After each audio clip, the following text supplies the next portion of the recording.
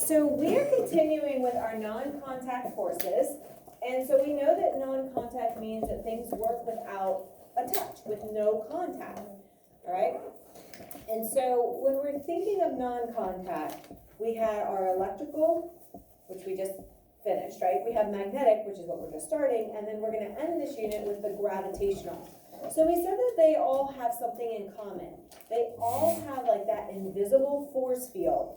And so what was that one example that we said, kind of a stinky example, that will be a good kind of comparison for all of these? A fart funk, right? So they're invisible. When you're walking down the hall, you don't know you're sneaking up on one, then all of a sudden it's like, bam, it's right in your face, it's there, right? Also, the closer you are to the source, or the origin, I guess, the more intense it becomes, right? And so that's the same way. The closer the charges are in an electrical field, the more intense you're gonna feel that shock, or that, you know, those opposite charges will attract, or that those like charges are gonna wanna repel. With magnetism, there is also an appropriate property, and that's what we're gonna kind of start with today. But you guys did a pretty good job on that balloon lab, where the appropriate property is charge that you need for in an electrical field. So you can have an electrical field, but nothing's gonna happen unless you have an item that is charged. So what does it mean if something is charged? Not powered up like full battery, but what is kind of our definition, or give me an example, or some kind of explanation. Marcus, what do you think? What is it? An item with too many electrons and protons. Okay, where you might have more electrons or more protons. Basically an uneven number. Very good. All right, so you have that uneven number of protons and electrons. It could be you have more protons, that would be a charge, or it could be where you have more electrons. That's also a charge. So it's not like it's just one or the other. Either would satisfy that definition and be considered something that is charged. Okay, how do you get something to build up a charge? You can even kind of just show me this with your hands. Like, what happens, or what's a good way for this to build up a charge with things?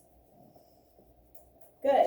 So I see like rubbing, friction, you know, anything rumbling, tumbling around, which is why in your dryer, a lot of times you'll get things stuck together through that static cling, unless you use a dryer sheet, you know, to keep that from happening.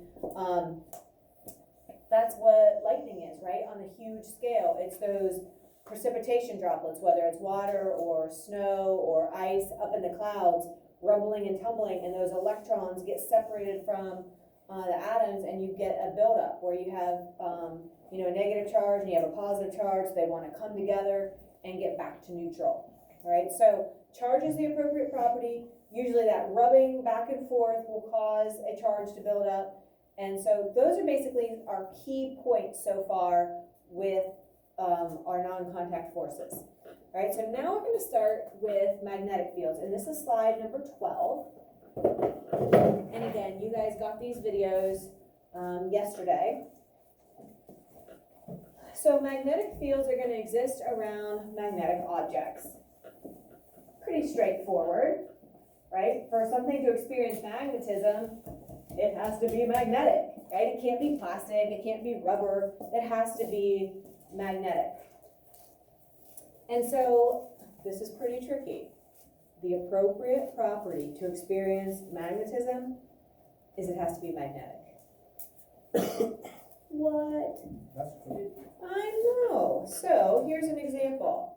All right, so my board is magnetic, and so, ooh, geez, maybe if I don't drop it. I have a magnet, it should stick to it, right? It does. Now, if I flip it, this is plastic, right? So if plastic, Kelsey's looking at me like, she's not really gonna try this, right? I am. If this plastic is magnetic, it should stick just like my magnet did. Any predictions? Who thinks that the plastic side will stick to the magnetic board? Who thinks it will not? Okay, so, no matter what I do, how hard I try, it's not going to stick.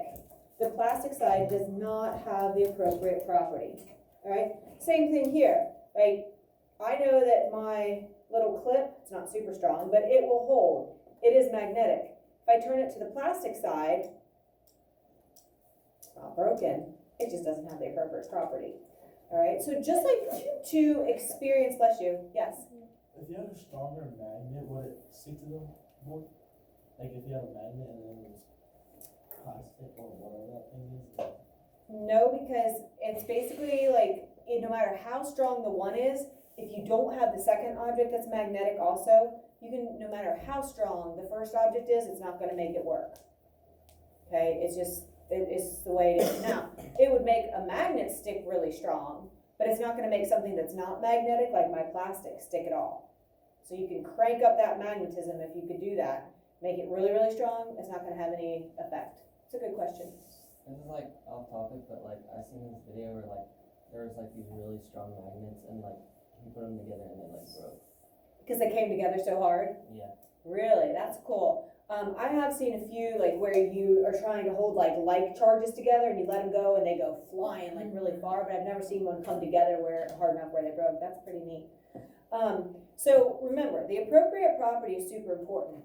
We said the appropriate property for walking into that invisible force field of the fart funk was smell, right? So if you had no sense of smell, like let's say you were experiencing COVID symptoms and you didn't have a sense of smell, you could walk right through the hall, right through that fart funk, not even be fazed by it, because you wouldn't know you're even doing it, right? You wouldn't have that appropriate property to smell that fart funk or that force field, right? If we're thinking of that example.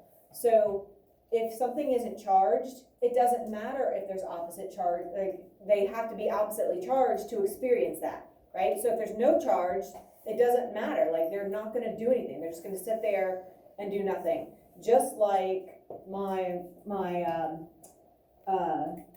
magnet here, right? The plastic side, no matter what, unless I sit and hold it, it's not gonna stay there, right? It doesn't have that appropriate property.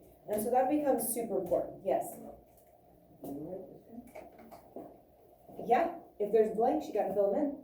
Yeah, it's not even on the blank. If there's not a blank, then you don't fill it in. If there is a blank, you do fill it in. So we're on slide number 12. Is that still on page, is it on page 2? Yeah. Yeah. So off to the side, you can see the slide numbers. So,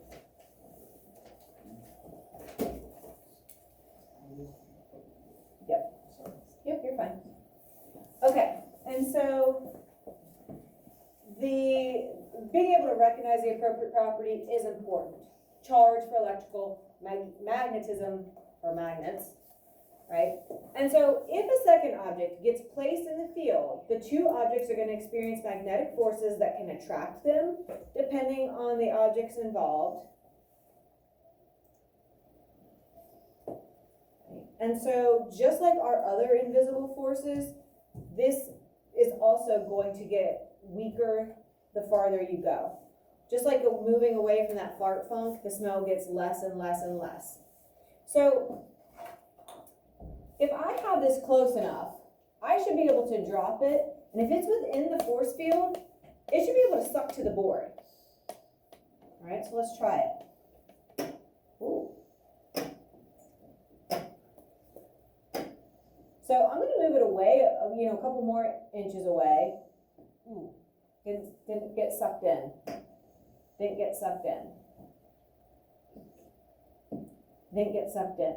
So I'm going to move it back to about 2 centimeters or so. Still a little too far. Move it closer. Oh, now I'm within that region. So you have to be close enough for it to work. So it's not like everything magnetic in this whole room is just going to suck to this board. It has to be close enough for that to actually happen.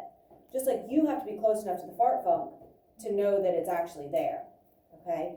So it's not that the board's broken or that this is broken, right? They still have the appropriate property. They're just not close enough, right? So what force was actually taking over when it did not get sucked to the board? Gravity was winning, another one of our invisible forces. So actually magnetism is a really good way to demonstrate all of these forces because it's so visual. You can see the field in a way, right? You can see the immediate response that this is gonna have. So if I'm too far away, then gravity will win. But if I'm close enough, ooh, that was a bounce. Right, that was a good one, right? It fell for a while and then it was like, oh, it got close enough and it sucked in. Okay?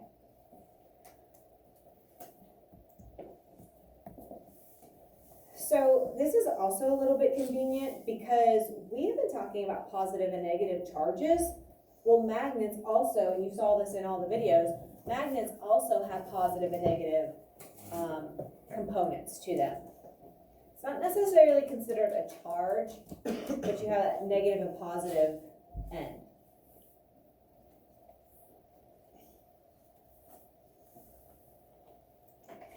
Okay. So we use these things called magnetic field lines to kind of demonstrate the magnetic field. And we'll take a look at, I have some things that will show this, and we'll take a look at those tomorrow. Because again, magnetism, we can actually kind of see some things where, you know, we can't really see a ton with electrical fields. So we'll demonstrate some of this stuff a little bit more tomorrow. But iron filings are magnetic. So they will react to a magnet, okay? And so just like our electrical forces, we know that opposite charges are going to attract. They come together. We also know that like charges are going to repel or push apart. So that means a positive and a positive, or a negative and a negative will react this way. So here is a bar magnet. These are iron filings. So basically it's like a piece of iron that they shaved. And so you have all these little pieces. It almost looks like pepper. And if they sprinkle this, you can see that there's a really strong concentration of the iron filings here and here. But you can see how the magnetic field is kind of working, right? Because wherever it's experiencing that magnetism, it attracts those iron filings. And so there's nothing like touching here, but you can see this pattern. And that pattern is showing those invisible field lines, okay? And so this isn't something that we create. This is just something that magnetism naturally does. It has this natural field that it creates. And so we know that these forces are invisible. And so we can make them visible by putting these iron filings or these sprinkles of iron around a magnet to see where they're going to go. And those pieces line up in the magnetic field. You could see that in that one simulation yesterday too. If you looked at like the compass arrows, like as you move things, like you had things kind of, accumulating like on one part of the magnet or on the other end of the magnet. So trying to make that stuff visual. Okay. And so just like electric fields, electrons are an important part of understanding magnetism. And the electrons in magnetic items are special, right? And that one video yesterday with this guy kind of showed that. And I don't need you to be able to explain to me how magnetism works. I need you to be able to show me or explain like, okay, you have a north pole and a south pole, the like poles will pull away, the opposite poles will come together. So how are they going to behave? But I don't need you to tell me why something is magnetic. For us, it's just good enough to know that it is magnetic or it is not magnetic.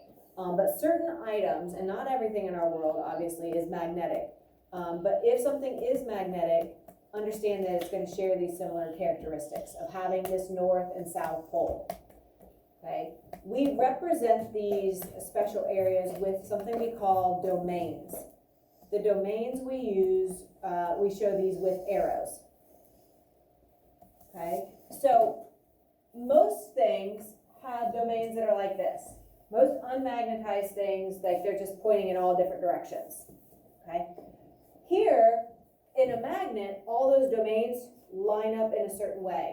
And in the one video, he put like a microphone and he took a magnet and he ran it across that bar and you heard it go tick, tick, tick, tick, tick. And that's basically all of those domains lining up one direction.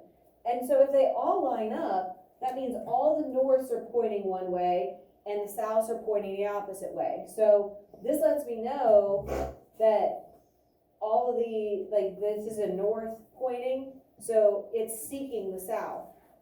This is the south end, so it's actually pointing towards something else that's north, because opposites attract, right? So they're gonna kind of line up this way. And so when things become magnetized, the domains line up like this.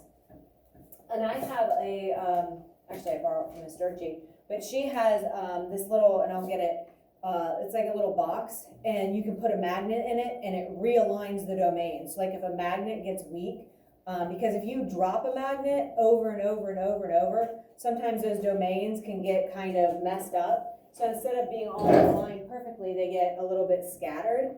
And so they're still magnetic, but it's not very strong. And we have that little device where it will realign the domains, making it a stronger magnet again. So it's pretty cool. And so I will get that out here sometime this week. So in most materials, the domains are all randomly arranged, like you see here. But when things are magnetized, they're all lined up. So this means that the electrons and their north and south poles are lined up too.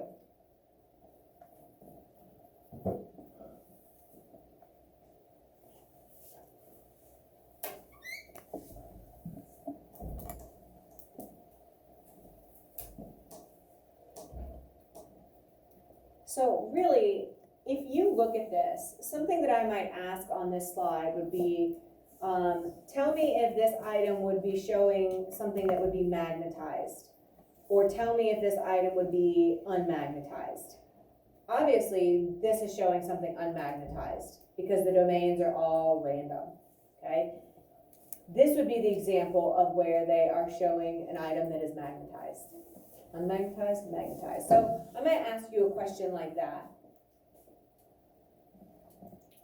Okay, so in this diagram, you see the North Pole and you see the South Pole.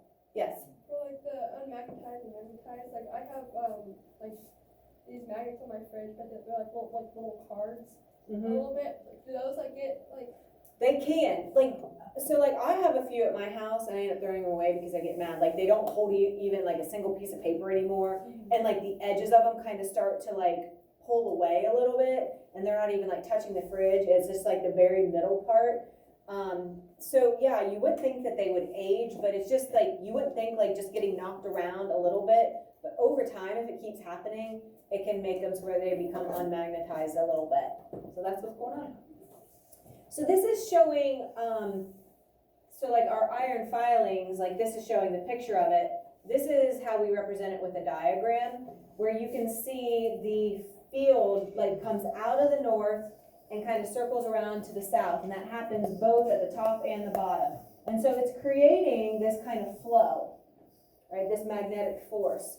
And so that's why our Earth is considered a giant magnet, because it's like leaving the North Pole, coming out the south, right? You get that. So like on a giant version, this is kind of like what is happening with the inside of our Earth. When we get to Earth's interior, we'll talk about the inner core is has that magnetic material, which is why our planet is considered to be magnetic.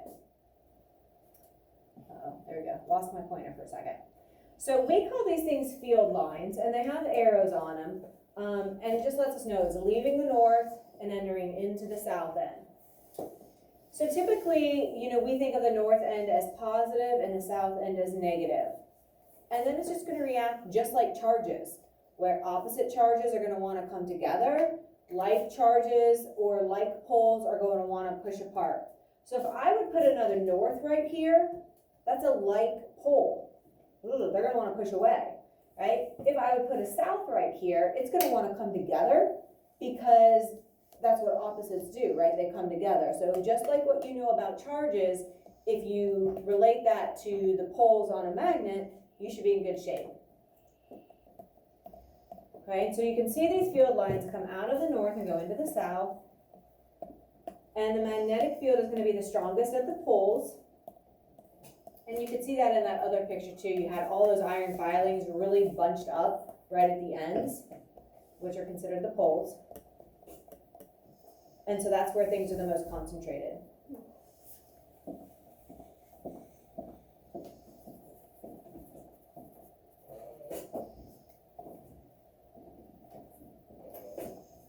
So magnetism is kind of nice because you already have kind of a general understanding of it and you don't even know it just because of what you know about electrical forces. Okay, so if I have a bar magnet and I break it in half, okay, and this is my south end and this is my north end, I'm going to keep breaking it and each piece is always going to have a north and a south. So if I think of my domains, where my arrowhead is like my north, right? This is the north end and this is the south end. Okay, so if I break this in half, just like their picture showed, well, I still have a north and I still have a south. And I still have a north piece over here and I still have a south piece. So if we follow that line of thinking, I should be able to break it in half again. Do another cut. And if I do that, well, I still have a south here and I still have a south here, south, oops. Right? So I've had somebody usually every year ask me, can you get down to like one arrow or one single domain and split that? If you could, then you would get to the point where you would have a piece that's just a north and just a south. As far as I know, I've looked it up every year and that has not happened yet. Whether or not that'll ever happen, I don't know.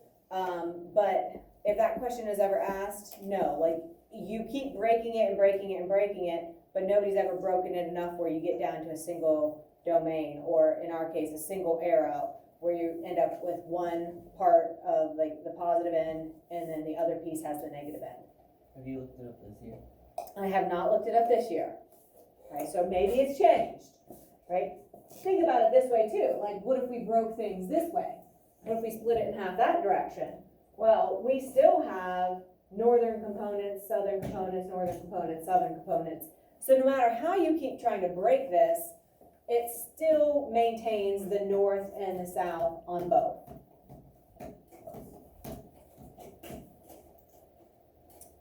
Okay, so magnetic forces are pretty cool because there's a couple different everyday things that we use. Well, actually, we use magnetic things in a lot of different components. But looking at some everyday things will show magnetism in kind of cool ways. So a compass is one of these. So it's a really simple device, and we will get some of these out and play with them again or later this week. So you have a thin magnet, and it is on a magnetized iron needle that's like on a pivot so it can spin. Okay, so that needle is free to be attracted to another magnetic item. And so this has been in a few of the videos that Earth is a huge magnet, which is why here on Earth we can use a compass to help us, determine direction. And so this compasses originally were used to discover the north-seeking pole is always going to point towards Earth's magnetic north.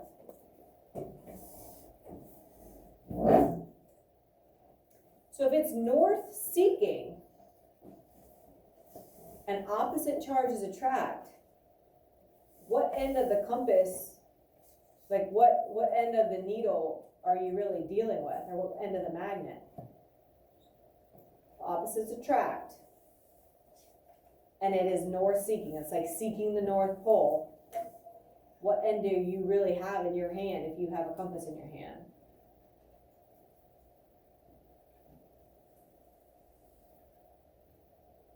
Is that your hand up, or are you just resting your hand? Do you have an answer? Yes? No? You? I thought you were talking. Oh, no, you had your hand sitting there, so I thought you, Who's answering? oh, I didn't hear, I just saw your hand, I thought you had your hand up. Okay, who's answering back there then? You would Did I say, hear a voice? Marcus? Anybody? Oh, nobody wants to answer? No. If it's north seeking, what end would be seeking north? south, The south end, right? So really the needle is pointing, it's a south end, so it's pointing north, but you're dealing with the south end of the compass or of the magnet in your hand. Okay, and so here's our iron filings again. So here's our magnet, and you can see the needle is going to be rotating as it moves around. And again, you'll get to see all this kind of firsthand. I'll give you some bar magnets, and I'll give you some compasses, and you'll be able to kind of experience that on your own. Here's something else that's really cool about magnetism. It's extremely related to electricity because you're dealing with electrons, right? And electricity is basically the flow of electrons. So there's something that is very special about the relationship between electricity and magnetism, right? We can use an electric current to make a temporary magnet, to make something that should not be magnetic and turn it into something magnetic. Right? So we know that a conductor is something that will allow electrons to flow freely. Okay, it's something you should have learned in 5th grade. So we know the conductors are typically going to be our metals. Copper is a super good one, which is why that's in like our wiring to let those electrons flow in our devices and things. So electric and magnetic fields involve our positive and negative charges. And there is something called, here's one example, the monorail, right? If any of you have ever been to like Magic Kingdom, they have this giant monorail. It's like a train that doesn't touch the track. You're like, what? Like, how can this train like go through the Magic Kingdom and just like be like floating around? Well, what happens is you have, this is called an electromagnet, where you can turn this property on or off because an electric current's running through. And as the current is running through, it magnetizes. And so if you have, let's say, a positive end of the magnet here and another positive end, they're going to push away from each other. And so it causes it to just barely hover above the track, okay, above this rail. Okay, so when it's actually traveling, it's hovering just above the rail, right? So there's really no contact, which is really crazy that you can have this train that's going around really, really fast, but there's no friction to overcome because there's no touch, right? So it's raised above and it's able to travel above that rail, right? When they turn the switch off, then it just lowers back down and it's resting on the rail. When they need the train to go, they turn it on, power the train up, and it takes off again. Pretty wild, yes. which part of it is, I see electric current out there. You know what, that's a good question. Like, I don't know all the specifics of exactly how it works, but I'm assuming that there is probably like, you know, along the whole underneath part of that train, that's where the current, and we'll look at electromagnets and you'll see, like, it doesn't take a whole lot. Now, obviously this is a lot of force to have to lift up. But you'll see with our electromagnetic examples, with our electromagnets that we'll make, it doesn't take a whole lot of current. So I'm assuming there's some component underneath that train, and that's the part that's getting the current running through it, and then that's what becomes magnetized, and then it will cause it to kind of levitate a little bit. How strong do you think the magnetized field is? It'd have to be really strong to be able to lift that train, right? That whole force of the train. So, it'd have to be really intense.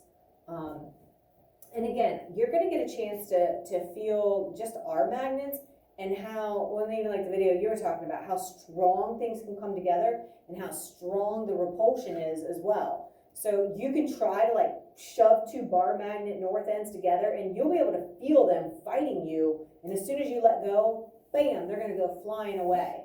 So you'll get to see this on a small scale, and it's not that hard to like magnify that and like make it, you know, a big version of it to kind of imagine this at work. Okay, here's some more examples too. So an electromagnet is a wire, and so this is like the basic idea behind most electromagnets. You have a wire that has an iron core that you're gonna magnetize, okay? You have to have an electric current running through that wire. And so here's the key with electromagnets. They can be turned on and off. I can't turn my magnet here on and off. Even if I turn my projector and stuff off, like this board is still magnetic. This board is still magnetic. There's no switch for me to turn it on and off. So being able to make something temporarily magnetic gives it like a whole new possibility of options for things that we can use it for. All right, so that's really the key, is it's temporary and we can turn it on and off. Huge. So one example is like in a junkyard. You have a whole huge pile of junk that maybe they just like, you know, push together with the dozer, so you have this big pile. Well, instead of like having to hand pick through that and be like, okay, this stuff's plastic, this stuff is aluminum, this stuff is copper, what they can do is to try to narrow that pile down. They can take this big arm of this tractor and like put it over the pile. This is a giant magnet. They flip a switch, an electric current starts running through it, and it becomes temporarily magnetized. So it's over the pile, the switch is flipped, right? So anything that is magnetic is going to be attracted to that giant, strong magnet, right? So once it's full, all they have to do is move that arm, turn the switch off, and everything drops. So that's removing anything that was iron, nickel, or cobalt, primarily, right? Leaving behind all the plastic and the rubber and wood and anything that is not magnetic, and even metals that are not magnetic. They'll be in the original pile. Anything that was magnetic is now in a smaller pile that got separated. And they can keep doing that until they're not getting anything else magnetic. Saves a lot of time, and definitely, it's like you would want to get up there and be like pulling on this stuff to try to get it down. So that's the key for it being able to be turned off. Like you don't want to have to get up there and either try to scrape that stuff off or pull it, because a lot of that stuff could be jagged or dangerous, right? That could cause some serious issues if you aren't careful. So here's what a basic, and this is like the ones that we'll look at with how they'll look. Typically, you can hold the wires to each end of the battery with a rubber band, or have like a battery holder, and you have all this wire and it's wrapped around a nail, okay? And so what you're gonna do, typically a nail is not magnetic. We're gonna be able to turn a nail into a magnet when we have this current running through it. So it's gonna let this current go through the battery, through the wire, wrap it around, and finish that circuit and be able to make a temporary magnet. Yes? Dang it, sorry. Thank you for telling me. So we'll go ahead and we'll stop there. Let's see something real quick. Where's mine?